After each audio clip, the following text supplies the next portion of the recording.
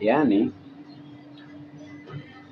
mwanamke akiyapata majukumu ya mumewe ndani ya wiki 1 mpaka 2 bila ya kulalamika, huyo ni mwanamke. Kila siku mume anatoa matumizi yake, hata kama mke wake anafanya kazi.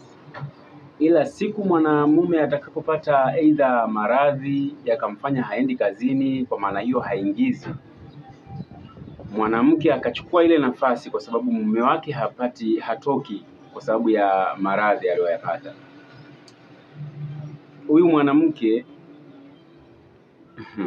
utamjua kama ni mwanamke sahihi au la, kwa sababu kikienda kitu tofauti utamkuta mtu anaanza kulalamika au kusonya au tu kachukia, waona tu anakufanyia hivi, kapita hapa.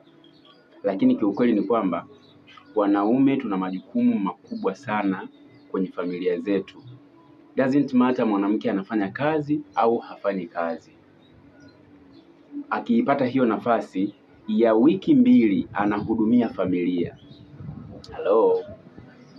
Lazima utajua kwamba hapa kuna shida. Aidha akwambie kumbe nyinyi ndivyo mnapopata shida hivi, na anaingiza pesa kwa sababu anaona amepata shilingi 10,000, atatoka ataenda kuchukua sijui kitu gani, anarudi nyumbani na buku au tena haibaki. Anajiuliza vitu vyote mume wangu anapokuwa ananileteaga, yeye anachezaje hapa mpaka kila siku tunakula afu fresh tu, halalamiki wala nini.